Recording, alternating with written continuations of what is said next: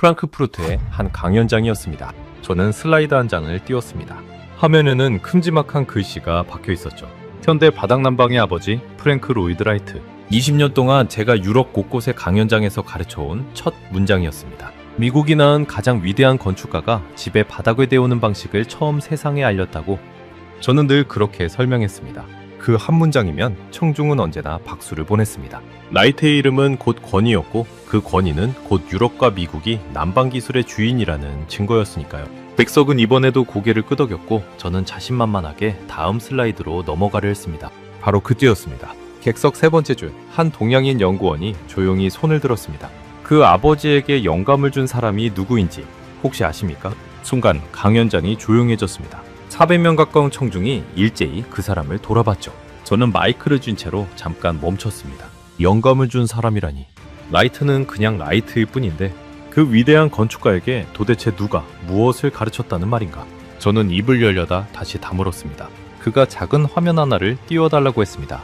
거기에는 흙으로 빚은 낡은 아궁이 하나가 있었습니다. 한국의 어느 시골 부엌, 연기에 그을린 가난한 농가의 부뚜막이었죠. 장작 몇 개비를 아끼려고 밥도 짓고 방도 데우던 그 보잘것없어 보이는 흙구덩이 말입니다. 당신들이 배우는 난방교과서의 첫 페이지는 바로 이 한국 농가에서 시작됐습니다. 1000년도 더 전의 말이죠. 400명의 눈이 이번엔 다시 저를 향했습니다. 강연자인 제 대답을 기다리고 있었던 겁니다. 저는 웃으려 했습니다. 하지만 입꼬리가 끝까지 올라가지 않았습니다. 뒤로 식은 바람이 스치는 기분이 들었죠. 독일 최고의 에너지 전문가라고 불리던 제가 그날 그 한마디 앞에서 어떻게 무너졌는지, 흐을이라는 숫자만 믿고 평생을 살아온 제가 어떻게 한국의 시골 방바닥 앞에서 고개를 숙이게 되었는지, 그리고 가장 가난했던 나라의 부엌, 아궁이 하나가 어떻게 지금 독일과 덴마크와 미국의 집을 데우는 국제 표준이 되었는지, 지금부터 그 이야기를 시작하겠습니다. 영상 시작 전 구독과 좋아요로 대한민국의 미래를 응원해주세요. 제 이름은 토마스 레만입니다. 독일 베를린에서 태어났고 베를린 공과대학에서 건축에너지를 전공했습니다. 졸업 후 20년 동안 저는 패시브하우스 인준 심사위원으로 일했습니다. 패시브하우스가 뭐냐고요? 난방을 거의 쓰지 않고도 따뜻한 집을 짓는 독일식 초절전 건축 방식입니다. 유럽에서는 가장 까다로운 에너지 기준으로 통하죠. 그 기준을 통과시킬지 말지를 결정하는 사람이 바로 저였습니다. 유럽 건축업계에서 제 이름은 꽤 알려져 있었습니다. 새 건물의 에너지 등급을 매기는 자리에는 늘 제가 불려갔고 신문에서는 저를 독일에서 가장 까다로운 난방심사관이라고 불렀습니다. 저는 그 별명이 마음에 들었습니다. 또 다른 별명도 있었죠. 조짜 도살자였습니다. 자면장에서 누가 이 집은 정말 따뜻합니다 라고 말하면 저는 늘 똑같이 대답했죠. 따뜻하다는 느낌 말고 효율, 숫자를 보여주세요. 숫자가 없으면 저는 믿지 않습니다. 이 말이 제 인생의 신조였습니다. 따뜻함은 감정이고 효율은 과학이라고 믿었으니까요. 저는 감정을 믿지 않았습니다. 오직 측정값만 믿었습니다. 그래서 저는 차갑다는 소리를 자주 들었지만 한 번도 부끄럽지 않았습니다. 그게 전문가의 태도라고 확신했거든요. 제 사무실 벽에는 독일 전역의 패시브하우스 인증서 복사본이 빼곡히 걸려 있었습니다. 제 손을 거쳐 인증을 받은 건물이 1000채가 넘었죠. 베를린의 공공도서관, 뮌헨의 대학 기숙사, 함부르크의 시청 별관까지. 저는 그 숫자를 자랑스러워했습니다. 그리고 그 숫자가 곧 독일이 세계 난방 기술의 정점에 있다는 증거라고 믿었습니다. 저에게 난방의 역사는 단순했습니다. 고대 로마가 바닥을 데우는 법을 발견했고 중세에 잊혔다가 20세기 들어 미국과 유럽이 그걸 과학으로 되살렸다. 그게 제가 아는 전부였고 제가 가르치는 전부였습니다. 동양은 그 역사 어디에도 끼어들 자리가 없었죠. 적어도 그날 아침까지는 그렇게 생각했습니다. 그날 프랑크푸르트의 컨퍼런스는 유럽 전역에서 건축가와 에너지 엔지니어 400명이 모인 자리였습니다. 제 강연 제목은 거창했습니다. 100년의 바닥난방, 그 역사와 미래. 저는 이 주제를 누구보다 잘한다고 자부했습니다. 강연 전날 밤 저는 호텔바에서 동료 클라우스와 맥주를 마시고 있었습니다. 클라우스는 저보다 5살 위로 유럽에서 가장 오래된 라디에이터 제조사에서 30년을 일한 사람입니다. 라디에이터, 그러니까 벽에 붙은 새 난방기 말입니다. 유럽집이라면 어디든 창문 아래 한 대씩 달려있는 그것이죠. 그는 자기 업계에 대한 자부심이 하늘을 찔렀습니다. 토마스, 내일 강연에서 한국 얘기도 나오나? 제가 무심코 슬라이드 목록을 보여주자 클라우스가 코웃음을 쳤습니다. 온돌? 그 한국 옛날 방바닥 말이야? 그건 그냥 관광지에서 구경하는 골동품 아닌가? 부산 갔을 때 한옥마을에서 봤는데 바닥이 뜨끈하긴 하더군. 그런데 그게 기술이라고 부를 만한 건가? 클라우스는 맥주를 한 모금 들이켜더니 손가락으로 테이블을 톡톡 두드렸습니다. 우리 회사가 만드는 라디에이터 한 대에 들어가는 특허가 몇 개인 줄 알아? 40개가 넘어. 온도 조절 밸브, 열교환 효율, 소음 제어까지. 그게 기술이야. 흙으로 빚은 부뚜막에 불 떼는 게 무슨 기술이냐고. 저는 그 말에 반박할 생각이 전혀 없었습니다. 오히려 맞장구를 쳤죠. 저도 비슷하게 생각했습니다. 온돌은 제 강연에서 딱 한 줄, 그러니까 동양에도 비슷한 난방이 있었다는 정도로만 다룰 생각이었습니다. 곁다리였죠. 진짜 주인공은 유럽의 라디에이터와 미국의 프랭크 로이드 라이트였습니다. 걱정 마. 온도를 한 줄이면 충분해. 어차피 현대 바닥난방은 라이트가 시작한 거고 그걸 산업으로 키운 건 우리 유럽이니까. 클라우스가 맥주잔을 부딪히며 웃었습니다. 우리는 그날 밤 한국 난방 기술을 안주거리로 삼았습니다. 저는 그게 얼마나 오만한 저녁이었는지 그때는 짐작조차 못했습니다. 다음 날 아침 강연장은 가득 찼습니다. 저는 정시에 무대에 올랐습니다. 조명이 뜨거웠고 객석은 어두웠죠. 저는 익숙한 자신감으로 첫 슬라이드를 띄웠습니다. 현대 바닥난방의 아버지 프랭크 로이드 라이트. 저는 설명을 시작했습니다. 라이트가 어떻게 집의 바닥에 온수 파이프를 깔 생각을 했는지, 그것이 유럽으로 건너와 어떻게 산업이 되었는지, 저는 슬라이드를 넘기며 숫자를 쏟아냈습니다. 독일과 덴마크, 오스트리아, 스위스 같은 나라에서는 이제 새로 짓는 집의 거의 절반이 바닥난방을 선택한다고요. 벽에 붙은 라디에이터의 시대가 저물고 바닥에서 올라오는 따뜻함의 시대가 왔다고요. 청중은 익숙하게 고개를 끄덕였습니다. 앞줄에 앉은 클라우스도 만족스러운 얼굴로 팔짱을 끼고 있었죠. 화면은 순조로웠습니다. 너무 순조로워서 저는 약간 지루할 정도였죠. 늘 듣던 박수, 늘 던지던 농담, 늘 받던 존경. 그날도 다르지 않을 거라고 저는 확신했습니다. 그런데 발표 중반쯤 객석 세 번째 줄에서 한 사람이 손을 들었습니다. 동양인 남성이었습니다. 나이는 40 안팎으로 보였고 회색 정장을 입고 있었습니다. 표정에는 아무런 도발도 없었습니다. 오히려 너무 차분해서 저는 그가 단순한 질문을 하려는 줄 알았습니다. 발표 잘 들었습니다. 한 가지 여쭙고 싶은 게 있습니다. 저는 여유롭게 마이크를 그쪽으로 돌렸습니다. 네, 말씀하세요. 방금 라이트를 현대 바닥난방의 아버지라고 하셨는데요. 그 아버지에게 영감을 준 사람이 누구인지 혹시 아십니까? 질문 자체는 정중했습니다. 목소리도 낮고 차분했죠. 그런데 그 차분함이 오히려 묘하게 거슬렸습니다. 마치 답을 이미 알고 있으면서 저를 떠보는 듯한 느낌이었거든요. 저는 잠깐 멈칫했습니다. 영감을 준 사람이라니. 라이트는 천재였고 천재에게 무슨 영감의 출처가 따로 있다는 말인가? 강연장 곳곳에서 가벼운 웅성거림이 일었습니다. 저는 그 웅성거림을 누르듯 가볍게 받아쳤습니다. 라이트는 스스로 천재였죠. 굳이 출처를 찾자면 로마의 하이포코스트, 그러니까 고대 로마의 바닥 데우기 정도가 있겠네요. 유럽의 유산입니다. 그 남자가 고개를 살짝 저었습니다. 그러더니 자기 노트북을 들어보이며 물었습니다. 제가 자료를 한 장 띄워도 될까요? 1분이면 됩니다. 강연장의 공기가 미묘하게 바뀌는 게 느껴졌습니다. 400명의 청중이 일제히 그를 향해 몸을 틀었습니다. 누군가는 흥미롭다는 듯 자세를 고쳐 앉았고 누군가는 펜을 들어 메모할 준비를 했습니다. 저는 거절할 명분이 없었습니다. 거절하면 오히려 제가 무언가를 두려워하는 것처럼 보일 테니까요. 명색이 100년의 바닥난방을 강연하는 전문가가 동양에서 온 연구원의 슬라이드 한 장을 두려워한다? 있을 수 없는 일이었습니다. 저는 호기롭게 손을 내밀었습니다. 좋습니다. 보여주시죠. 다만 근거가 있는 자료여야 합니다. 저는 느낌으로 하는 주장은 받지 않습니다. 그가 자리에서 일어났습니다. 그리고 자기 명함을 화면에 띄웠습니다. 서지원, 한국건설생활환경시험연구원 책임연구원, 국제표준화기구 온돌표준화회의 한국대표. 저는 그 직함을 보고 속으로 코웃음을 쳤습니다. 국제표준화기구라니. 온돌 따위에 국제표준이 있다고? 그런 게 있을 리 없다고 생각했습니다. 국제표준이란 건 독일의 기계, 일본의 부품, 미국의 소프트웨어처럼 첨단 기술에나 붙는 권위 있는 도장입니다. 흙바닥 데우는 옛날 방식에 그런 게 붙어 있다는 건 상상조차 되지 않았죠. 제 입꼬리에 옅은 비웃음이 걸렸을 겁니다. 앞줄의 클라우스가 저를 향해 슬쩍 어깨를 으쓱했습니다. 별것 아니니 빨리 정리하라는 신호였죠. 저도 같은 생각이었습니다. 이 작은 소동을 1분 안에 끝내고 다시 제 강연의 흐름으로 돌아갈 작정이었습니다. 그런데 서지원이라는 그 연구원이 다음 슬라이드를 띄우는 순간 제 비웃음은 천천히 굳어갔습니다. 화면에는 흙으로 빚은 낡은 아궁이 하나가 떠 있었습니다.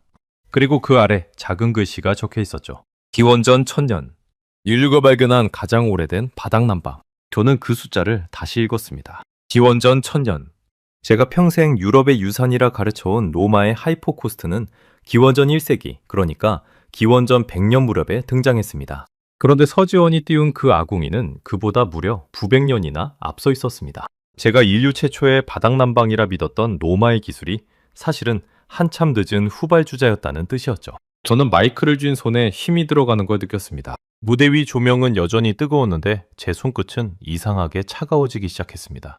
홍중석이 조용해졌습니다. 400명이 숨을 죽인 채 무대 위에 저와 객석의 서지원을 번갈아 바라보고 있었습니다. 그날 아침까지만 해도 저는 이 자리의 주인공이 저라고 믿었습니다. 하지만 그 순간 깨달았습니다. 진짜 이야기는 아직 시작도 하지 않았다는 것을요. 서지원은 제 침묵을 기다려주었습니다. 그는 서두르지 않았습니다. 마치 이런 순간을 수도 없이 겪어본 사람처럼 천천히 다음 슬라이드로 넘어갔죠. 화면에 한국의 옛 부엌 단면도가 떠올랐습니다. 흙으로 빚은 아궁이가 있고 그 위에 커다란 가마솥이 얹혀 있었습니다. 그리고 아궁이에서 나온 연기가 방바닥 아래를 길게 통과한 뒤 반대편 굴뚝으로 빠져나가는 구조였습니다. 이게 온돌입니다. 한국 사람들은 1000년 넘게 이 방식으로 살았습니다. 그런데 레만 씨, 이 그림에서 가장 중요한 게 뭔지 아십니까? 저는 대답하지 않았습니다. 그저 화면을 노려봤죠. 솔직히 말하면 저는 그게 그저 연기로 바닥을 데우는 원시적인 장치로 보였습니다. 그래서 일부러 차갑게 받아쳤습니다. 글쎄요. 그냥 불 피운 연기가 바닥을 지나가는 것 아닙니까? 굴뚝 달린 화덕이랑 뭐가 다른지 모르겠군요. 객석에서 누군가 작게 웃었습니다. 제 편을 드는 웃음이었죠. 저는 그 웃음에 약간의 안도감을 느꼈습니다. 하지만 서지원은 흔들리지 않았습니다. 오히려 제 말을 기다렸다는 듯 화면의 아궁이를 손가락으로 가리켰습니다. 바로 그겁니다. 화덕이라고 하셨죠?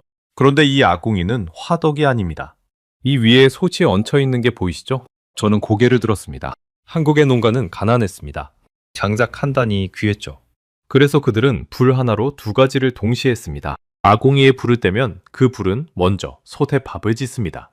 그리고 밥을 다 지은 그 연기와 열이 곧장 방바닥 아래로 흘러들어가 방을 데웁니다. 저는 그 설명을 듣다가 나도 모르게 자세를 고쳐 앉았습니다. 한 번 지핀 불로 요리와 난방을 동시에 끝내는 겁니다. 유럽의 벽난로는 어떻습니까? 요리는 부엌에서 따로, 난방은 거실에서 따로 하지 않습니까? 불을 2번 피워야 하죠. 온돌은 그걸 한 번으로 해결합니다. 서지호는 화면 속 아궁이의 불길을 가리켰습니다. 그리고 끝이 아닙니다. 아궁이의 열기는 솥을 데우고 방바닥을 데우고 마지막으로 굴뚝으로 빠져나갑니다. 그런데 그 빠져나가는 길에도 한국인들은 열을 한 번 더 짜냈습니다. 방바닥 아래에 구들장이라는 넓적한 돌을 깔아서 그 돌이 열을 머금게 한 겁니다. 불이 꺼진 뒤에도 그 돌이 밤새 천천히 열을 내뿜습니다. 한 번 떼면 8시간, 길게는 10시간까지 방이 따뜻했습니다. 저는 그 숫자에 잠깐 말을 잃었습니다. 한 번 불을 떼서 10시간을 버틴다. 제가 심사하는 최신 패시브하우스의 열 저장 성능과 크게 다르지 않은 수치였거든요. 차이가 있다면 우리는 그걸 첨단 단열재와 추결 콘크리트로 구현했고 한국인은 1000년 전 넓적한 돌멩이 하나로 해냈다는 점이었습니다. 순간 강연장이 조용해졌습니다. 저는 입을 다물었습니다. 반박하고 싶었지만 마땅한 말이 떠오르지 않았거든요. 효율. 그건 제가 평생 신처럼 떠봤던 단어였습니다. 저는 강연에서 늘 말했습니다. 좋은 난방이란 하나의 에너지로 최대한 많은 일을 해내는 것이라고요. 그런데 그 정의를 1000년 전 한국의 가난한 농부가 불 하나의 밥 짓기와 방 데우기와 밤새 추결까지 3가지 기능을 묶는 방식으로 이미 실현하고 있었던 겁니다. 저는 슬라이드 속 그 흙 아궁이를 다시 바라봤습니다. 조금 전까지 원시적인 화덕으로 보이던 그것이 갑자기 정교하게 설계된 에너지 시스템처럼 보이기 시작했습니다. 저는 마른 침을 삼켰습니다. 그래도 쉽게 물러서고 싶지 않았습니다. 저는 제 전공으로 반격을 시도했죠. 좋습니다. 한 번에 2가지를 한다는 건 인정하죠. 하지만 그건 효율의 일부일 뿐입니다. 진짜 문제는 열 전달 방식입니다. 연기로 바닥을 데우는 건 불안정합니다. 온도 조절이 안 되니까요. 서재훈이 처음으로 옅게 미소를 지었습니다. 열 전달 방식이라. 정확한 지적입니다. 그럼 그 얘기를 해보죠. 그는 새로운 슬라이드를 띄웠습니다. 화면에는 2개의 그림이 나란히 있었습니다. 왼쪽은 벽에 붙을 라디에이터가 공기를 데우는 모습, 오른쪽은 바닥 전체가 따뜻해지는 모습이었습니다. 레만 씨, 이게 난방의 2가지 방식입니다. 왼쪽은 대류 난방입니다. 라디에이터가 주변 공기를 데우면 그 더운 공기가 위로 올라가죠. 그래서 천장은 뜨겁고 발은 시립니다. 더운 공기가 늘 위에 머무니까요. 저는 그 말을 부정할 수 없었습니다. 실제로 라디에이터를 쓰는 유럽집에서 가장 흔한 불만이 바로 그것이었습니다. 천장 근처는 답답하게 더운데 정작 바닥은 발이 시리다는 것. 제가 심사한 수많은 건물에서 입주민들이 가장 많이 적어낸 불만도 똑같았습니다. 발이 차갑다. 그래서 온도를 더 높이게 되고 결국 난방비가 올라갔죠. 그런데 서지원의 설명을 듣고 있자니 그 모든 불만의 뿌리가 결국 난방 방식 자체에 있었다는 생각이 들었습니다. 공기를 데우는 방식 말입니다. 바로 그 점 때문에 요즘 독일에서도 새로 짓는 집의 절반 가까이가 라디에이터를 버리고 바닥 난방을 택하고 있었던 거고요. 제가 그날 강연에서 자랑스럽게 소개한 그 통계가 사실은 유럽이 뒤늦게 한국식 복사난방으로 갈아타고 있다는 증거였던 셈입니다. 오른쪽은 복사난방입니다. 온돌이 바로 이 방식이죠. 바닥 전체가 데워지고 그 따뜻함이 사람 몸에 직접 전해집니다. 발끝에서부터 올라오는 따뜻함이에 한국에는 옛날부터 이런 말이 있습니다. 머리는 차갑게, 발은 따뜻하게. 저는 그 말을 들으며 묘한 기분이 들었습니다. 제가 패시브하우스를 심사하면서 늘 강조하던 원칙이 바로 그거였거든요. 발이 따뜻해야 사람은 실내 온도를 2도에서 3도까지 낮춰도 춥지 않게 느낀다. 즉, 난방비를 아낄 수 있다. 저는 그걸 최신 건축이론이라고 가르쳤습니다. 그런데 한국 사람들은 그걸 1000년 전부터 속담으로 알고 있었던 겁니다. 서지원은 한 발 더 나아갔습니다. 대류 난방은 공기를 데우니까 공기가 건조해집니다. 겨울에 라디에이터 켜면 목이 칼칼하고 코가 마르죠. 그런데 복사 난방은 공기가 아니라 바닥을 데우니까 공기가 덜 건조합니다. 같은 따뜻함인데 몸이 느끼는 쾌적함이 다릅니다. 저는 그 순간 제 목이 실제로 칼칼해지는 듯한 착각이 들었습니다. 베를린제 사무실의 라디에이터, 겨울마다 책상 위에 가습기를 틀어놓아야 했던 그 건조함이 떠올랐거든요. 아침에 일어나면 입이 바싹 말라있던 그 느낌. 저는 그걸 당연하게 여겼습니다. 겨울 난방이란 원래 건조한 거라고요? 그런데 그게 당연한 게 아니었다는 겁니다. 난방 방식을 바꾸면 해결되는 문제였던 거죠. 한국 사람들은 그 건조함이라는 불편을 애초에 겪지 않았던 겁니다. 1000년 전부터요. 저는 마이크를 입가에서 살짝 내렸습니다. 머릿속이 복잡해졌습니다. 반박하려고 입을 열 때마다 서지원의 다음 자료가 제 반박을 먼저 막아버리는 느낌이었거든요. 그때 앞줄에 앉아있던 클라우스가 손을 들었습니다. 거는 못 참겠다는 표정이었죠. 잠깐만요. 그건 다 옛날 얘기 아닙니까? 연기로 바닥 데우는 방식은 위험하기도 했을 텐데요. 불완전연소로 가스도 새고. 그렇게 위험한 걸 무슨 자랑이라고. 서지원은 그 질문을 기다렸다는 듯 고개를 끄덕였습니다. 맞습니다. 그건 분명한 약점이었습니다. 그래서 한국은 그 약점을 어떻게 극복했는지 그 이야기를 다음에 보여드리겠습니다. 다만 그 전에 한 가지만 분명히 하죠. 그는 청중 전체를 천천히 둘러봤습니다. 여러분이 지금 쓰는 바닥 난방, 그 발끝에서 올라오는 따뜻함의 원리, 그건 누가 발명한 게 아닙니다. 1000년 전 한국의 가난한 농가가 이미 완성해 놓은 것을 후대가 다시 발견한 것뿐입니다. 강연장 곳곳에서 펜이 종이를 긁는 소리가 들렸습니다. 사람들이 메모를 하고 있었던 겁니다. 그 소리가 제 귀에는 유난히 크게 들렸습니다. 저는 무대 위에서 제가 강연자라는 사실조차 잠시 잊고 있었습니다. 등줄기를 따라 서늘한 기운이 천천히 기어 올라왔습니다. 제가 평생 효율이라는 이름으로 떠받들어온 모든 원칙이 사실은 한국의 부엌 아궁이 안에 이미 다 들어있었다는 자각. 그 자각이 저를 무겁게 짓눌렀습니다. 하지만 저는 아직 항복할 생각이 없었습니다. 기원과 원리가 한국에 있었다는 것까지는 받아들일 수 있었습니다. 그렇다 해도 그것을 현대 건축으로 끌어올린 건 결국 서양이 아니냐, 라이트가, 유럽이 그 일을 했지 않느냐. 저는 그 마지막 방어선만큼은 끝까지 지킬 셈이었습니다. 그래서 저는 마이크를 다시 입가로 올리며 일부러 또렷한 목소리로 말했습니다. 좋습니다. 기원이 한국이라는 건 인정하죠. 원리도 훌륭하다는 것도요. 하지만 그건 어디까지나 농가의 지혜였습니다. 그걸 현대적인 건축 기술로 끌어올린 건 결국 우리 서양의 라이트 아닙니까? 서지원이 저를 똑바로 바라봤습니다. 그 눈빛은 여전히 차분했지만 그 안에 무언가 단단한 것이 빛나고 있었습니다. 라이트요. 좋습니다. 그럼 이제 그 라이트 이야기를 해보죠. 레만 씨가 가장 듣고 싶지 않으실 이야기가 될 겁니다. 저는 그 말을 듣는 순간 왠지 도망치고 싶다는 충동이 들었습니다. 하지만 무대 위에서는 도망칠 곳이 없었습니다. 서지원은 강연장의 불을 조금 어둡게 해달라고 부탁했습니다. 그러자 화면 속 슬라이드가 더 선명하게 떠올랐죠. 흑백 사진 한 장이었습니다. 노년의 백인 남성, 둥근 안경에 지팡이를 짚은 모습. 누구인지 저는 단번에 알아봤습니다. 프랭크 로이드 라이트. 제가 조금 전 강연 첫 슬라이드에 띄었던 바로 그 사람이었습니다. 레만 씨가 현대 바닥난방의 아버지라고 부른 그 라이트입니다. 그가 자기 손으로 쓴 자서전이 있죠. 미국 건축을 공부하는 사람이라면 누구나 읽는 책입니다. 그 책에 직접 쓴 글을 한번 읽어보겠습니다. 제가 해석한 게 아니라 라이트 본인의 문장 그대로입니다. 저는 그 말에 살짝 긴장했습니다. 라이트의 자서전. 솔직히 고백하자면 저는 그 책의 제목만 알았지 끝까지 읽어본 적은 없었습니다. 그저 라이트가 위대한 건축가라는 사실만 알면 충분하다고 여겼거든요. 서지원이 다음 슬라이드를 띄웠습니다. 라이트가 남긴 자서전의 한 대목이었습니다. 그리고 그 옆에는 시간과 장소가 또렷이 적혀 있었습니다. 1914년 겨울, 일본 도쿄. 라이트가 한 일본 귀족 오쿠라 남작의 저택에 초대받았을 때의 이야기였습니다. 당시 라이트는 도쿄의 제국 호텔이라는 큰 건물을 짓는 중이었고 그 후원자가 바로 오쿠라 남작이었죠. 라이트는 그날 저녁 식사를 제대로 하지 못했다고 적었습니다. 식당이 너무 추웠거든요. 그는 무려 19가지 요리가 나오는 동안 먹는 척만 하며 덜덜 떨었다고 썼습니다. 당시 일본의 전통 가옥은 외풍이 심해서 한겨울 실내가 바깥이나 다를 바 없이 추웠거든요. 미국에서 온 이 거장은 추위에 손이 곱아 젓가락질도 제대로 못했습니다. 서지원이 잠시 말을 멈췄다가 이었습니다. 그런데 식사가 끝난 뒤 주인이 그를 어떤 방으로 안내합니다.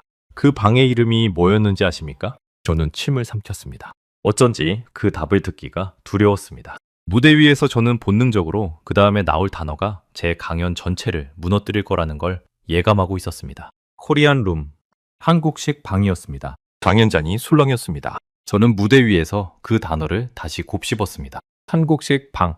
라이트가 미국이 낳은 가장 위대한 건축가가 일본의 한복판에서 한국식 방에 들어갔다는 겁니다. 서지원이 라이트의 글을 천천히 읽어내려갔습니다. 라이트는 이렇게 적었습니다. 기후가 바뀐 것 같았다. 아니, 커피 때문이 아니었다. 봄이 온 것이었다. 우리는 곧 따뜻하고 행복해졌다. 바닥에 무릎을 꿇고 앉은 채로 말로 표현할 수 없는 따뜻함을 느꼈다. 말로 표현할 수 없는 따뜻함. 저는 그 표현을 듣는 순간 묘한 감정에 휩싸였습니다. 평생 효율을 숫자로만 따져온 제가 그 한 줄 앞에서 가슴이 먹먹해진 겁니다. 숫자가 아니라 문장 하나에 마음이 흔들린 건 제 강연 인생에서 처음 있는 일이었습니다. 생각해보면 이상한 일이었습니다. 라이트는 세계 최고의 건축가였습니다. 평생 수많은 명작을 설계한 사람이죠. 그런 사람이 고작 따뜻한 방 하나에 대해 이토록 절절한 문장을 남겼다는 겁니다. 말로 표현할 수 없는 따뜻함이라니. 그건 효율을 따지는 엔지니어의 말투가 아니었습니다. 어린아이처럼 순수하게 감탄하는 무언가에 완전히 압도당한 사람의 고백이었습니다. 그리고 그를 그렇게 압도한 것이 바로 한국의 방바닥이었던 겁니다. 라이트는 계속 적습니다. 난방장치는 어디에도 보이지 않았다. 열기가 직접 느껴지지도 않았다. 이건 난방이라기보다 차라리 기후 그 자체였다. 그리고 그는 이렇게 끝맺습니다. 아래에서부터 데워지는 그 말할 수 없는 안락함은 하나의 발견이었다. 이보다 더 이상적인 열은 없다. 태양의 열조차도. 강연장이 완전히 조용해졌습니다. 누구도 기침 한 번 하지 않았습니다. 저는 무대 위에서 마이크를 쥔 채 굳어 있었습니다. 입안이 바싹 말라왔습니다. 서지원이 저를 향해 고개를 돌렸습니다. 레마씨. 라이트는 그 한국식 방에서 받은 충격을 평생 잊지 못했습니다. 그는 미국으로 돌아간 뒤 자기가 짓는 집의 바닥에 온수 파이프를 깔기 시작했습니다. 한국의 구들장 대신 따뜻한 물이 흐르는 파이프를 바닥에 묻은 겁니다. 원리는 똑같았습니다.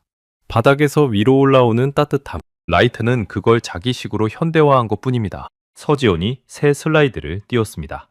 단정한 단층집 사진이었습니다. 그렇게 탄생한 게 바로 유소니안 주택입니다. 보통 사람도 살 수 있는 적당한 가격의 집이라는 뜻이죠. 1937년 미국 위스콘신에 지은 제이콥스 주택이 그 시작이었습니다. 라이트는 이 집의 바닥에 온수 파이프를 깔았고 입주한 가족은 한겨울에도 양말바람으로 지낼 수 있었다고 합니다. 그리고 그는 이 방식을 자기 대표작들에 계속 적용했습니다.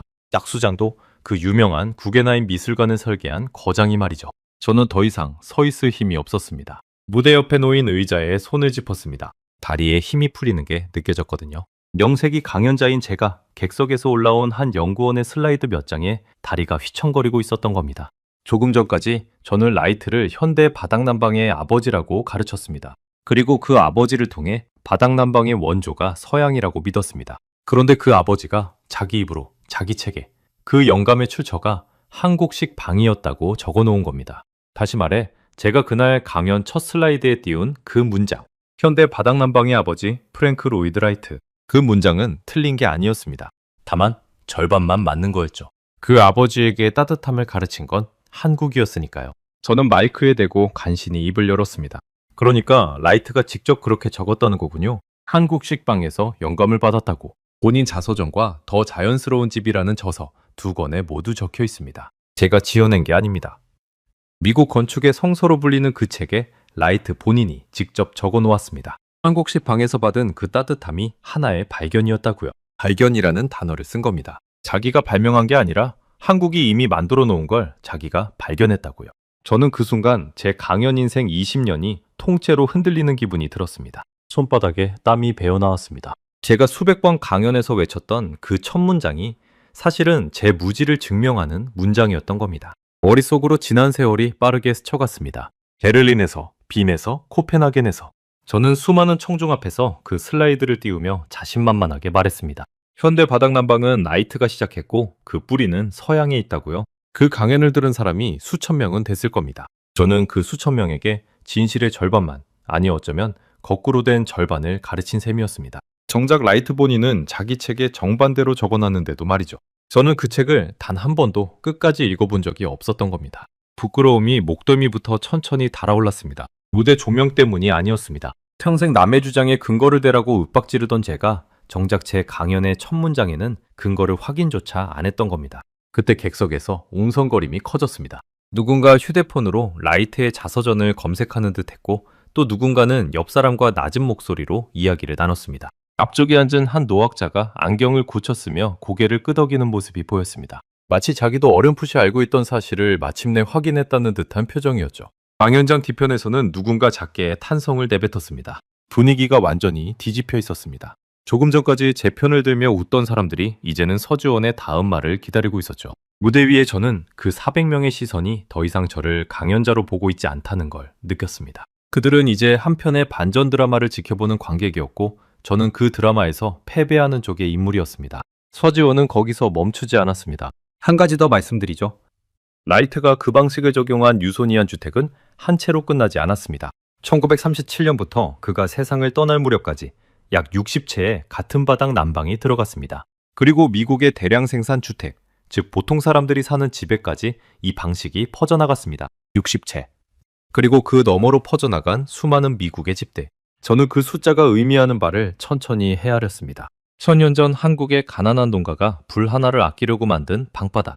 그것이 도쿄의 한국식 방으로 이어졌고 그 방에 들어간 미국 거장의 가슴을 흔들었고 다시 태평양을 건너 미국의 평범한 거실로 퍼졌습니다. 위스콘신의 한 가족이 양말바람으로 겨울을 나고 그 옆집이 따라하고 그렇게 미국 전역으로 번져나간 겁니다. 그리고 그 흐름은 다시 대서양을 건너 유럽으로 돌아왔습니다. 제가 그날 자랑스럽게 소개한 독일과 덴마크의 바닥난방, 새 집의 절반이 선택한다던 그 첨단 시스템. 그 뿌리를 한 단계씩 거슬러 올라가면 결국 도쿄의 작은 한국식 방 하나, 그리고 그 너머 한국 시골의 흙 아궁이 하나에 닿아 있었던 거죠. 세상은 둥글었습니다. 한국에서 출발한 따뜻함이 지구를 한 바퀴 돌아 다시 제 발밑으로 돌아온 셈이었습니다. 저는 무대 위에서 잠시 눈을 감았습니다. 제 안에서 무언가가 천천히 허물어지는 소리가 들리는 것 같았습니다. 우월감이라는 이름의 벽이었죠. 그런데 바로 그때 앞줄에 앉아있던 클라우스가 자리에서 벌떡 일어났습니다. 그의 얼굴은 붉게 상기되어 있었습니다. 좋아요. 라이트가 한국방에서 영감을 받았다. 그건 인정하죠. 하지만 그건 1914년 얘기 아닙니까? 100년도 더 된 옛날 일이라고요? 영감을 받은 거랑 지금 이 기술의 주인이 누구냐는 건 완전히 다른 문제입니다. 지금 바닥난방 산업을 이끄는 건 결국 유럽이고 독일입니다. 100년 전 영감 하나로 한국이 주인이라고 우기는 건 너무 나간 거 아닙니까? 강연장에 다시 긴장이 감돌았습니다. 사람들의 시선이 이번엔 서지원에게 쏠렸습니다. 클라우스의 말도 일리가 있었거든요. 영감의 출처와 지금의 주인은 분명 다른 문제였습니다. 저 역시 마음 한구석에서 그 마지막 자존심에 기대고 싶었습니다. 서지원은 클라우스를 한참 바라봤습니다. 그의 표정에는 화도 비웃음도 없었습니다. 그저 차분히 다음 카드를 꺼낼 준비를 하는 사람의 침착함만 있었죠. 그는 아주 천천히 마지막 슬라이드 파일을 화면에 띄울 준비를 했습니다. 좋은 지적입니다. 영감과 현재의 주인은 다르죠. 100년 전 영감을 받았다고 해서 지금 그 기술의 주인이라고 우길 수는 없습니다. 저도 동의합니다. 클라우스의 얼굴에 잠깐 안도의 빛이 스쳤습니다. 저도 마찬가지였습니다. 마지막 자존심 하나는 지킬 수 있겠구나 싶었죠. 그래서 저는 영감 이야기로 끝낼 생각이 없습니다. 그럼 묻겠습니다. 지금 이 순간 전 세계 바닥난방의 국제 표준을 누가 쓰고 있는지 아십니까? 100년 전 이야기가 아니라 바로 지금 말입니다. 그 질문에 강연장의 공기가 다시 한번 얼어붙었습니다. 클라우스가 입을 반쯤 벌린 채 멈췄습니다. 저는 직감했습니다. 진짜 충격은 아직 시작도 하지 않았다는 것을요. 광현장의 모든 시선이 서지원의 손끝에 모였습니다. 그는 노트북을 조작해 화면에 새 자료를 띄웠습니다. 거기에는 영문 약자와 숫자가 빼곡히 적힌 표가 있었습니다. 한눈에 봐도 공식 문서였습니다. 국제 표준화 기구의 문서들이었죠. 제 분야에서 이 문서가 어떤 무게를 갖는지 저는 누구보다 잘 알았습니다. 이 표 안에 적힌 한 줄 한 줄이 전 세계 건설 현장을 움직이는 법전이나 다름없었으니까요. 서지원은 그중 하나를 손가락으로 짚었습니다. 이게 국제표준 11,855번 시리즈입니다. 정식 명칭은 현대식 온돌 냉난방 시스템 표준이죠. 전 세계 어느 나라에서든 바닥난방을 설계하고 시공할 때 이 표준을 따릅니다. 그런데 이 표준을 누가 만들었는지 아십니까? 저는 대답하지 못했습니다. 답을 짐작하고 있었지만 입 밖으로 꺼내기가 두려웠거든요. 한국입니다. 한국이 제안하고 한국이 주도해서 만든 표준입니다. 온돌 냉난방 시스템의 설계 기준, 기술 규격, 시험 방법과 제어, 그리고 에너지 계산법까지 모두 합쳐 12종의 국제 표준을 한국이 만들었습니다. 한두 종이 아니라 12종입니다. 강연장에 정적이 흘렀습니다. 클라우스가 반쯤 벌렸던 입을 천천히 다물었습니다. 저는 그 숫자를 머릿속으로 곱씹었습니다. 12종. 그건 그냥 종이 몇 장이 아니었습니다. 국제표준이란 전 세계 모든 나라가 따라야 하는 약속입니다. 독일의 엔지니어가 바닥난방을 설계할 때도, 미국의 건설사가 시공할 때도 그 기준의 첫 페이지에는 한국이 정한 규칙이 적혀 있다는 뜻이었습니다. 표준이라는 건 무서운 겁니다. 제 분야에서는 다들 알죠. 기술을 가진 나라는 많습니다. 하지만 그 기술의 규칙을 정하는 나라는 단 하나뿐입니다. 그리고 규칙을 정한 나라가 그 시장 전체를 손에 쥡니다. 다른 나라들은 그 규칙에 맞춰 제품을 만들 수밖에 없으니까요. 독일이 자동차 배기가스 기준을 쥐고 일본이 부품 규격을 쥐듯 바닥난방이라는 시장의 규칙은 한국이 쥐고 있었던 겁니다. 저는 그제야 표준을 만든다는 게 무슨 의미인지 다른 분야에서 뼈저리게 깨달았습니다. 서지원은 표의 항목들을 하나씩 짚어갔습니다. 장의 크기와 구조에 따라 파이프를 얼마나 촘촘히 깔아야 하는지, 바닥의 표면 온도를 몇 도로 유지해야 사람이 쾌적함을 느끼는지, 에너지를 어떻게 계산하는지, 그 모든 세부 규칙이 한국의 손에서 나온 거였습니다. 제가 평생 독일의 자랑이라 여겼던 그 정밀함을 한국은 바닥난방이라는 분야에서 한 발 앞서 완성해 놓고 있었던 겁니다. 서지원은 다음 슬라이드로 넘어갔습니다. 거기에는 여러 나라의 이름이 나란히 적혀 있었습니다.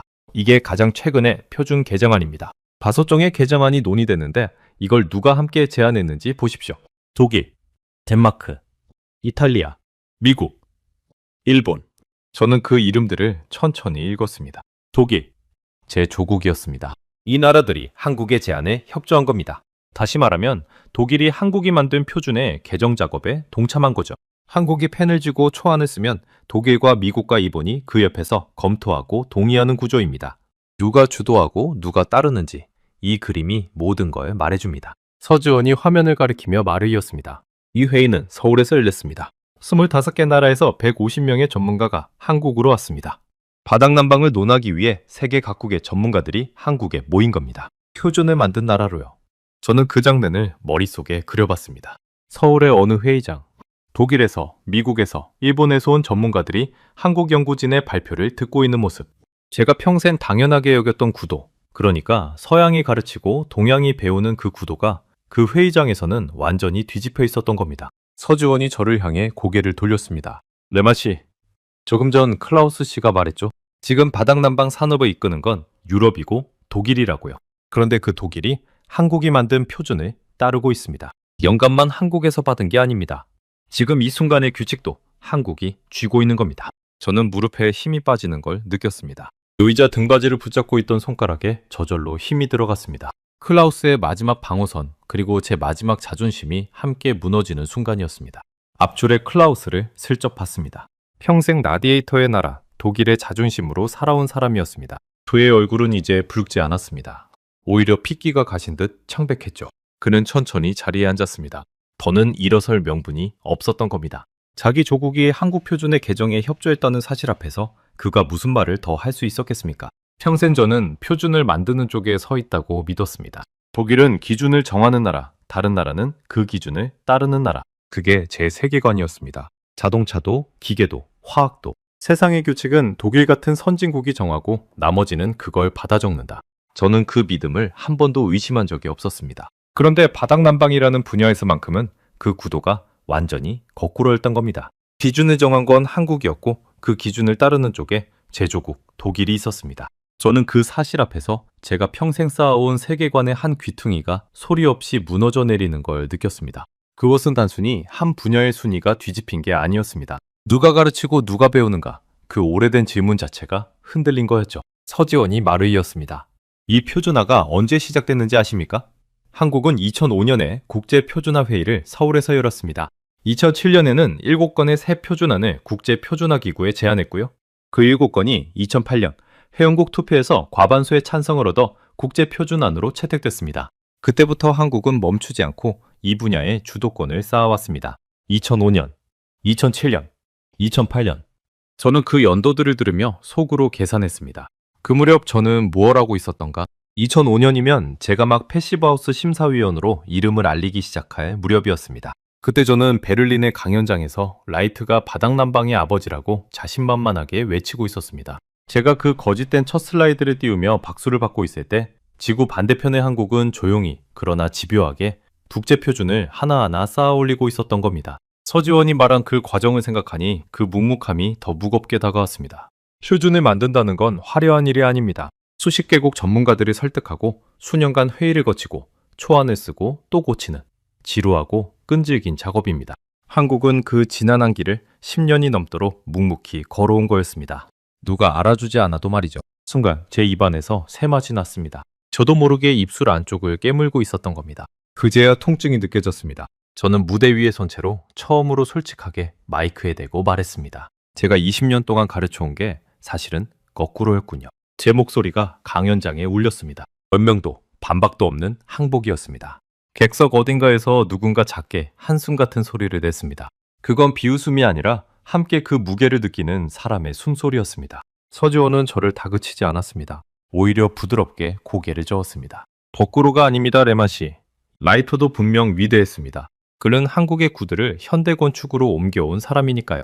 다만 그가 무릎 꿇고 앉아 따뜻함을 느꼈던 그 방, 그 첫 스승을 우리가 잊고 있었을 뿐입니다. 저는 라이트를 깎아내리려는 게 아닙니다. 그저 잊힌 첫 페이지를 펼쳐 보여드리려는 겁니다. 그 말이 제 가슴을 묘하게 데웠습니다. 그는 이기려고 이 자리에 선 게 아니었습니다. 빼앗긴 걸 되찾으려고 화를 내는 것도 아니었습니다. 그저 진실을 제자리에 돌려놓으려는 것뿐이었죠. 그 태도가 그 어떤 데이터보다 저를 깊이 흔들었습니다. 서지호는 한 가지 데이터를 더 꺼냈습니다. 그리고 이 현대식 온돌 냉난방 시스템은 단순히 전통을 표준으로 만든 게 아닙니다. 성능도 입증됐습니다. 이 방식을 쓰면 기존의 공기대를 난방보다 에너지를 8에서 10% 절감할 수 있습니다. 저는 그 숫자에 눈을 크게 떴습니다. 8에서 10%. 작아 보이는 숫자였죠. 하지만 저는 그 숫자가 얼마나 거대한지 누구보다 잘 알았습니다. 제가 평생 패시브하우스를 심사하면서 단열재 하나, 창문 하나를 두고 1%의 효율을 더 짜내려고 얼마나 씨름했는지 2%를 위해 수백만 유로의 자재비를 더 쓰기도 했습니다. 그런데 온돌은 난방 방식 자체를 바꾸는 것만으로 8에서 10%를 절감한다는 겁니다. 저는 머릿속에서 빠르게 계산했습니다. 전 세계 건물이 쓰는 에너지의 상당 부분이 난방입니다. 그 난방에서 10%를 절감한다면 그건 도시 하나, 아니 나라 하나의 에너지를 통째로 아끼는 규모였습니다. 그리고 그 거대한 절감의 설계도가 한국이 만든 국제표준안에 적혀 있었던 겁니다. 게다가 그 효율은 거저 얻은 게 아니었습니다. 온돌은 바닥 전체를 데우니까 굳이 공기를 뜨겁게 데울 필요가 없습니다. 천장 근처에 갇혀버리는 더운 공기, 그 낭비가 없는 겁니다. 발끝부터 따뜻하니 사람을 실내 온도를 낮춰도 춥지 않게 느끼고 그만큼 연료를 덜 씁니다. 제가 첨단 단열재로 겨우 짜내던 그 효율을 온돌은 난방의 원리 자체로 처음부터 품고 있었던 겁니다. 천년 전 가난한 농가가 장작을 아끼려던 그 절박함이 지금 전 세계의 탄소 배출을 줄이는 해법이 되어 있었던 거죠. 손끝이 미세하게 떨려왔습니다. 흥분 때문이었습니다. 평생 효율이라는 단어 하나에 매달려 살아온 제가 효율의 가장 아름다운 답을 마침내 눈앞에서 마주한 흥분 말입니다. 저는 더 이상 반박할 말이 없었습니다. 아니, 반박하고 싶지도 않았습니다. 조금 전까지 제 안에 있던 우월감, 그 단단한 벽은 이미 흔적도 없이 사라져 있었습니다. 대신 그 자리에 낯선 감정이 차올랐습니다. 부끄러움도 아니고 패배감도 아니었습니다. 그건 경외감에 가까웠습니다. 저는 평생 효율이라는 종교를 믿었습니다. 더 적은 에너지로 더 따뜻한 집, 그것이 제 신앙이었죠. 그런데 그 신앙의 가장 순수한 형태를 천년 전 한국의 농부가 이미 살아내고 있었던 겁니다. 그들은 효율이라는 단어를 몰랐을 겁니다. 국제 표준이 뭔지도 몰랐을 거고요. 그저 추운 겨울을 나기 위해 귀한 장작 한 줌을 아끼기 위해 불 하나로 할 수 있는 모든 일을 짜냈을 뿐입니다. 그 절박한 지혜가 천년을 이어져 마침내 세계의 규칙이 된 겁니다. 저는 제가 누구를 가르칠 자격이 있었나 하는 생각이 들었습니다. 효율을 가르친다며 강단에 섰던 제가 정작 효율의 가장 위대한 스승 앞에 한 번도 고개 숙여본 적이 없었던 거죠. 저는 마이크를 입가로 가져갔습니다.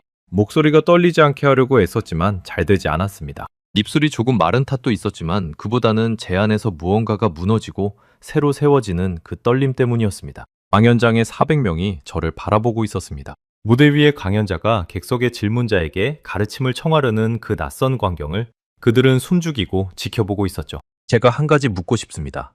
서지원이 고개를 끄덕였습니다. 가장 가난했던 나라가 어떻게 이걸 해낸 겁니까? 영감을 빼앗겼다고 화를 내는 대신 어떻게 묵묵히 국제 표준을 만들어 세계를 설득한 거죠? 제 입에서 나온 그 질문은 사실 제 자신에게 던지는 질문이기도 했습니다. 평생 남보다 앞서 있다고 믿었던 제가 정작 그 묵묵함 앞에서 한없이 작아지고 있었으니까요. 강연장이 다시 조용해졌습니다. 400명의 청중이 숨을 죽이고 서지원의 대답을 기다렸습니다. 무대 위에 저도 객석의 그 사람들도 모두 같은 마음이었을 겁니다. 서지원이 천천히 입을 열었습니다. 그 이야기를 하려면 한국이 가장 가난했던 시절로 돌아가야 합니다. 불을 때다 사람이 죽어나가던 시절로요. 온도는 위대했지만 동시에 위험하기도 했습니다. 클라우스 씨가 아까 지적한 그대로 연기로 바닥을 데우다 보니 그 연기가 새어들어 사람의 목숨을 앗아가던 시절이 있었습니다. 한국이 그 약점을 어떻게 극복하고 위험한 옛 기술을 안전한 현대 표준으로 바꿔냈는지 그게 진짜 이야기입니다. 서지원이 저를 똑바로 바라봤습니다. 레만 씨, 그 이야기를 정말 듣고 싶으십니까? 강연은 이미 끝났는데도요. 저는 마이크를 내려놓고 무대 위에서 객석을 향해 고개를 숙였습니다. 강연자가 청중에게 아니 한 사람의 인간이 또 다른 인간의 지혜 앞에서 고개를 숙인 겁니다. 듣고 싶습니다. 진심으로요. 그 순간 제 강연은 끝났습니다. 그리고 제 진짜 배움이 시작됐습니다. 그로부터 2달 뒤 저는 비행기에 올랐습니다.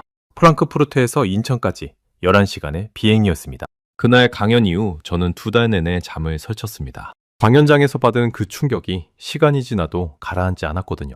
결국 저는 서주원에게 한 가지 부탁을 했습니다. 그 진짜 온도를 제 몸으로 직접 느껴보고 싶다고요. 데이터로만 보던 그 따뜻함을 제 등으로 직접 확인하고 싶었습니다. 그러지 않고는 도저히 마음이 놓이지 않을 것 같았습니다. 서지원은 흔쾌히 저를 안내했습니다.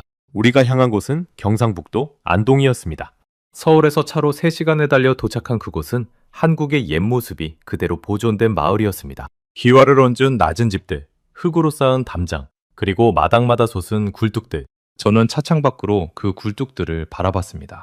천년의 따뜻함이 빠져나가던 길이 바로 저 굴뚝들이었습니다. 차에서 내리자 코끝에 낯선 냄새가 스쳤습니다. 마른 나무가 타는 냄새였습니다. 매캐하면서도 어딘가 구수한 제 베를린의 삶에서는 한 번도 맡아본 적 없는 냄새였죠. 서지원이 그 냄새의 정체를 알려줬습니다.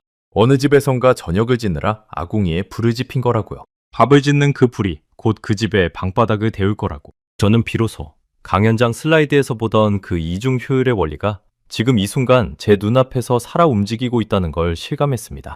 우리는 한 고택에 묵었습니다. 100년이 넘은 한옥이라고 했습니다.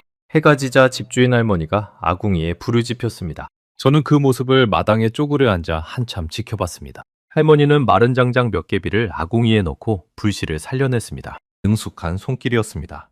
평생 수만 번은 했을 그 동작이 마치 의식처럼 정갈했습니다. 장작에 불이 붙자 아궁이 안쪽이 주황빛으로 일렁였습니다. 할머니는 그 불꽃을 가만히 들여다보더니 알아듣지 못할 말을 한마디 중얼거렸습니다. 서지원이 옆에서 통역해줬습니다. 방이 잘 데워지겠다라고 하시네요.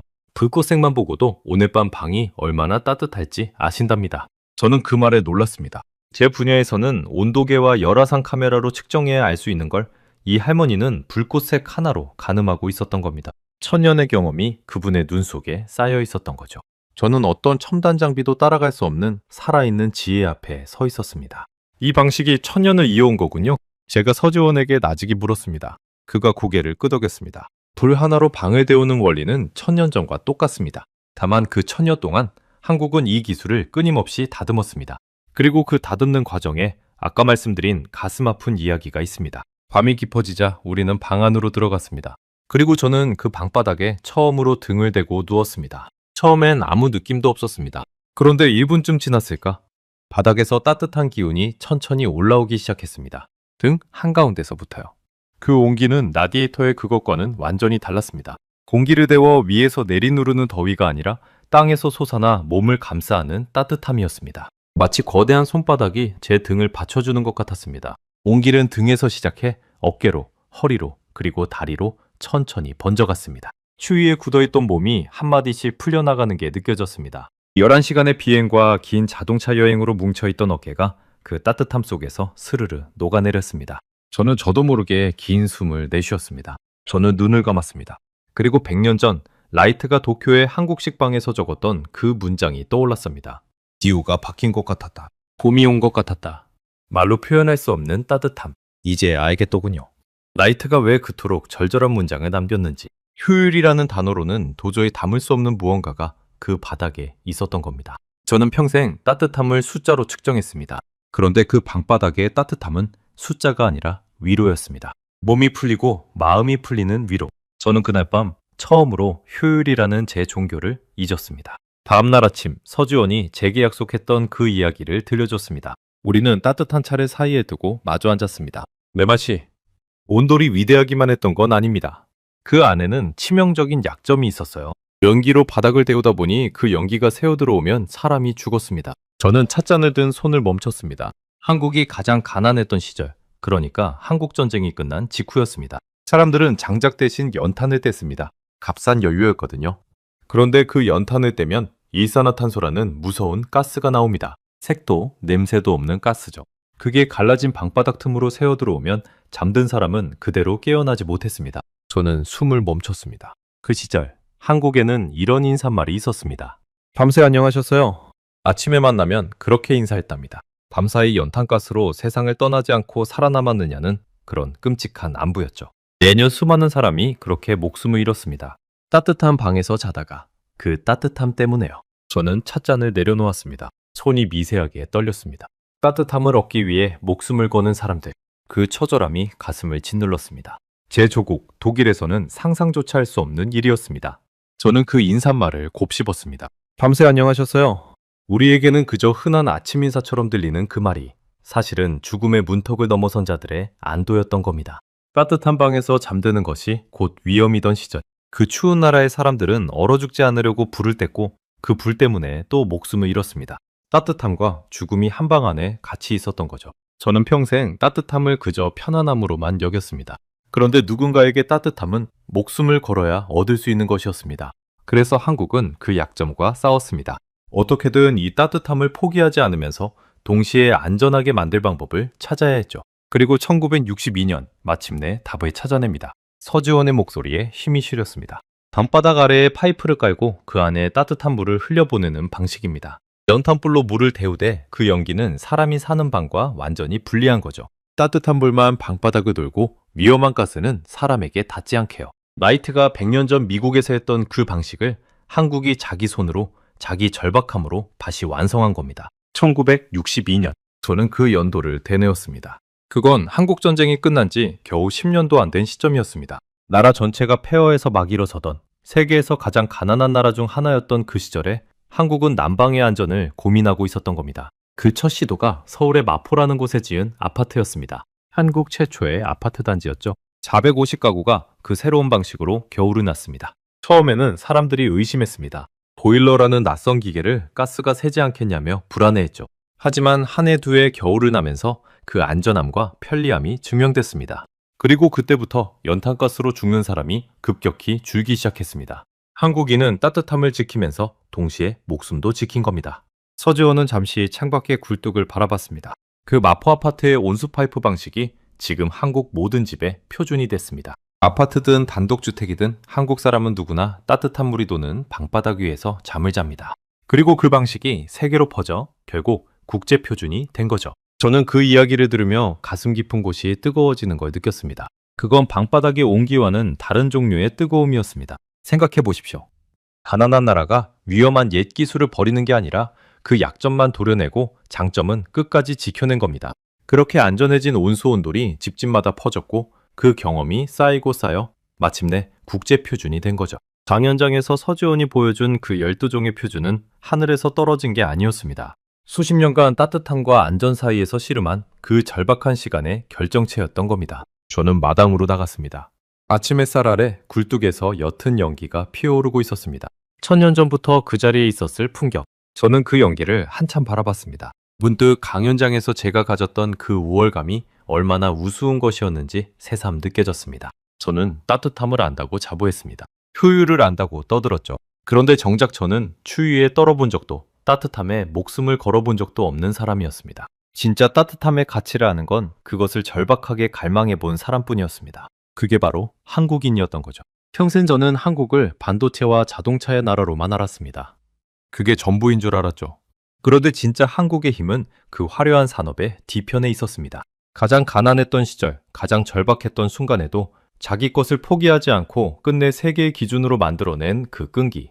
그게 한국의 진짜 얼굴이었습니다. 서지원이 다가와 한 가지를 더 알려줬습니다. 한국은 이 온돌 문화를 국가 무형문화재로 지정했다고요? 그저 옛 기술로 박물관에 박제한 게 아니라 살아있는 유산으로 자기 정체성으로 끌어안은 거였습니다. 영감을 빼앗겼다고 분노하는 대신 묵묵히 자기 것을 갈고 닦아 세계에 증명하는 나라. 그 차분한 자부심이 저는 부러웠습니다. 어쩌면 그게 가난을 딛고 일어선 나라만이 가질 수 있는 품격인지도 몰랐습니다. 저는 떠나기 전 그 고택의 방바닥을 손바닥으로 한번 쓸어봤습니다. 아직도 온기가 남아있었습니다. 밤새 지핀 불은 이미 꺼졌는데도 구들장에 머금은 열기가 아침까지 천천히 새어나오고 있었던 겁니다. 왕연장에서 들었던 그 8시간, 10시간의 추결이 지금 제 손바닥 위에서 증명되고 있었습니다. 천년을 이어온 그 따뜻함이 제 손바닥에 그대로 전해졌습니다. 그리고 저는 결심했습니다. 독일로 돌아가면 제 강연의 첫 슬라이드를 바꾸겠다고요. 더 이상 거짓된 첫 페이지로 사람들을 가르치지 않겠다고요. 그로부터 반년이 흘렀습니다. 다시 겨울이 찾아왔고 저는 또 한 번 강연장에 섰습니다. 이번에는 베를린이었습니다. 객석에는 300명 남짓한 건축가와 엔지니어들이 앉아 있었죠. 그날 프랑크푸르트에 있던 동료 클라우스도 객석 한쪽에 조용히 앉아 있었습니다. 저는 첫 슬라이드를 띄웠습니다. 반년 전 프랑크푸르트에서 저를 무너뜨렸던 바로 그 슬라이드였습니다. 화면에는 흙으로 빚은 아궁이 사진이 떠올랐습니다. 한때 제가 원시적인 화덕이라 비웃었던 그 한국 시골 부엌의 부뚜막이었죠. 그리고 그 아래 한 줄이 적혀 있었습니다. 현대 바닥난방의 뿌리, 대한민국, 온돌. 반년 전 제 첫 슬라이드는 라이트의 얼굴이었습니다. 이제 그 자리를 한국의 아궁이가 대신하고 있었습니다. 객석에서 작은 웅성거림이 일었습니다. 누군가는 의아한 표정을 지었고 누군가는 고개를 갸웃했습니다. 한때의 저처럼 그들은 바닥난방의 원조가 서양이라고 믿고 있었으니까요. 저는 그 표정들을 천천히 둘러보며 입을 열었습니다. 오늘 저는 여러분께 제가 20년 동안 잘못 가르쳐온 이야기를 바로잡으려 합니다. 저는 그날 안동에서 등으로 느꼈던 그 따뜻함을, 라이트가 도쿄의 한국 식빵에서 무릎 꿇고 적은 그 절절한 문장을, 그리고 한국이 가난 속에서 묵묵히 만들어낸 국제표준 12종을 하나하나 청중에게 들려줬습니다. 저는 라이트 본인의 자서전을 슬라이드에 띄웠습니다. 발견이라는 단어를 붉게 표시해서요. 그가 한국 식빵의 따뜻함을 발명이 아니라 발견이라 적었다고. 그 한 단어가 모든 걸 말해준다고요. 그리고 한국이 2005년부터 묵묵히 쌓아온 표준화의 과정을 마포 아파트의 450가구가 처음으로 안전한 온돌로 겨울을 난 그 이야기를 청중에게 전했습니다. 강연이 끝났을 때 객석에서는 한동안 박수가 멈추지 않았습니다. 그건 제 강연 솜씨에 대한 박수가 아니었습니다. 천년을 견뎌온 한나라의 지혜에 대한, 그리고 가난 속에서도 그 지혜를 끝내 지켜낸 사람들에 대한 박수였습니다. 강연이 끝나고 여러 사람이 제게 명함을 내밀며 한국 온돌에 대해 더 알고 싶다고 했습니다. 몇몇은 자기 회사 건물에도 이 방식을 적용하고 싶다고 했죠. 반년 전 프랑크푸르트에서 저를 따라 한국을 비웃던 그 분위기가 이제는 한국을 배우려는 분위기로 바뀌어 있었습니다. 그중 한 젊은 건축가가 제게 다가왔습니다. 교수님, 솔직히 충격이었습니다. 저도 늘 라이트가 시작이라고 배웠거든요. 그런데 왜 이걸 이제야 알려주시는 겁니까? 저는 잠시 그를 바라보다가 대답했습니다. 저도 이제야 알았으니까요. 부끄럽지만 그게 진실입니다. 그리고 알게 된 이상 침묵하는 건 또 다른 거짓이 되니까요. 그 청년은 고개를 끄덕이며 돌아갔습니다. 그 뒷모습을 보며 저는 작은 보람을 느꼈습니다. 제가 평생 외쳐온 거짓된 첫 페이지가 이제 한 사람씩 바로잡혀가고 있었으니까요. 집으로 돌아온 저는 한 가지 결심을 실행에 옮겼습니다.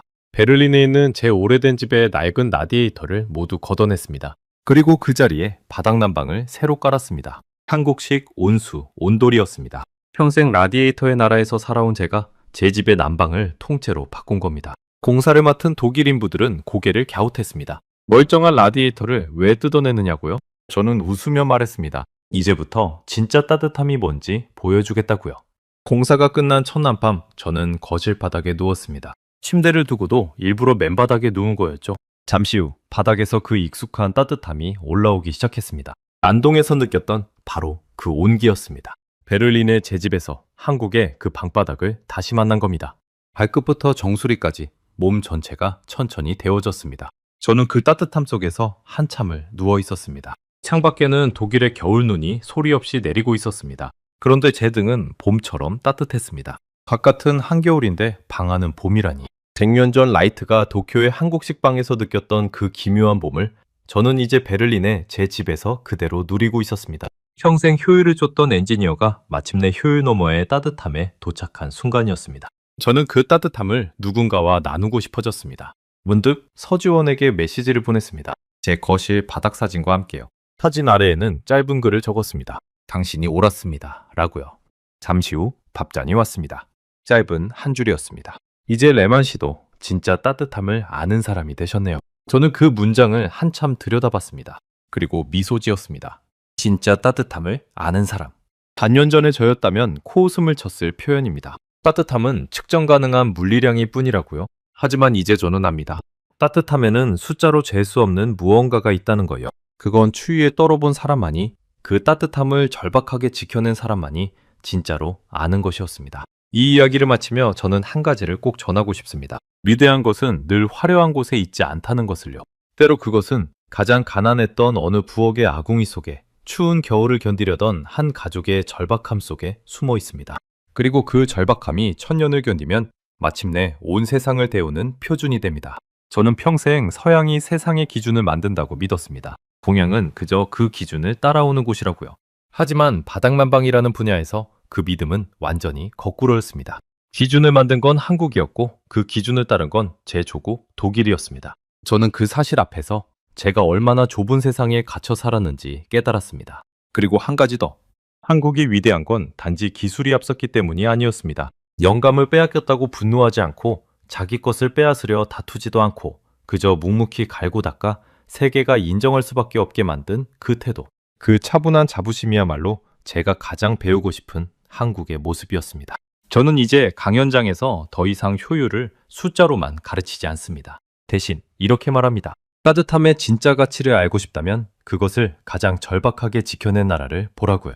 그 나라의 이름은 대한민국입니다. 그 한마디를 할 때마다 안동의 그 방바닥이, 할머니의 불꽃이, 그리고 서지원의 차분한 눈빛이 떠오릅니다. 차가운 데이터만 믿던 독일의 한 엔지니어를 등으로 데워 마음까지 바꿔놓은 나라. 천년의 지혜를 가난 속에서도 끝내 지켜내 세계의 기준으로 세운 나라. 빼앗긴 원조를 분노 대신 묵묵한 증명으로 되찾은 나라. 그 따뜻한 이야기를 저는 평생 잊지 못할 겁니다.